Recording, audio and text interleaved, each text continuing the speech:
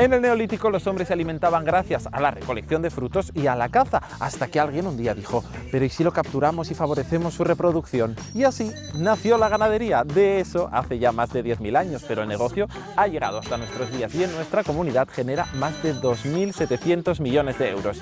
Está claro que han sabido reinventarse y ha sido en parte gracias a la tecnología.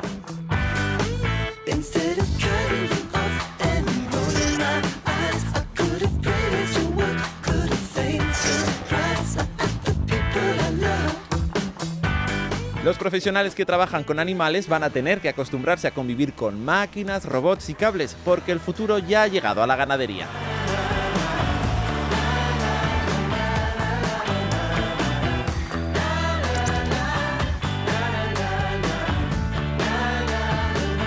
Hoy conocemos cómo son las granjas de la nueva era en Huerto, Huesca, visitando una producción porcina, la industria cárnica más importante de Aragón, que supera los 8 millones de cabezas al año.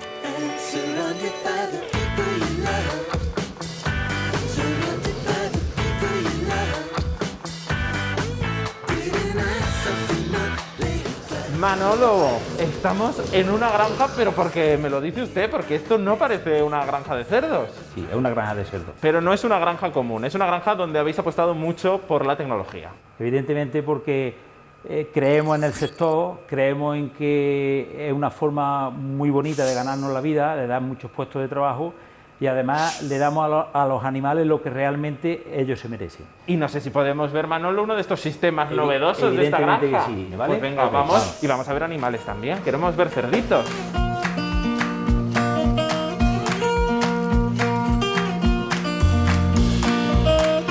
¿Cuántos hay en esta sala, Manolo? Hay un montón. Estas salas están preparadas para 450 animales.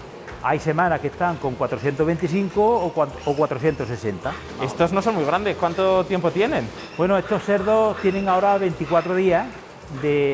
Hoy se han destetado de la madre, por eso verás que hay algunos arañaditos, ya hay algunos, pero bueno, aproximadamente viene empezando en el entorno a unos 7,5 kilos, 8 de la madre. ¿Qué es lo que tenemos en esta sala que es distinto a otras granjas? Tenemos una ventilación positiva, entra el aire, hace un barrido de amoníaco, hace una renovación de aire nuevo y sale por debajo de los ESLA. Eso hace que la temperatura que produce la sala la tengamos siempre en la parte baja donde están los animales y siempre sea un aire limpio. Estos animales, el índice de transformación que tenemos aquí, que en una granja normal aproximadamente salen los cerditos con 35-40 días, con 18 kilos de peso, aquí lo estamos consiguiendo entre 32 y 33 días.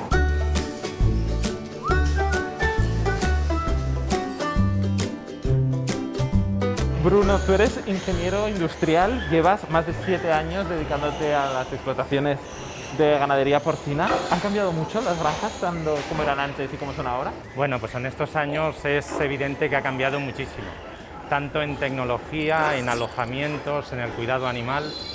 Es palpable que han cambiado las cosas muchísimo para bien. En esta granja utilizamos una variante de la geotermia que es la puritermia. Utilizamos el calor del purín que tenemos aquí debajo, cae por estas rendijas. Con esto lo que hacemos es calentar estas placas que estamos viendo aquí, que sería básicamente un suelo radiante. ¿A qué temperatura están ahí los lechoncitos?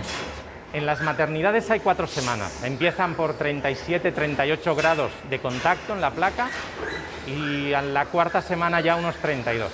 Si estas placas no se calentaran con este sistema de puritermia, ¿se podrían calentar de manera electrónica? Se podría calentar con otros sistemas, eléctrico, biomasa, gas, gasóleo.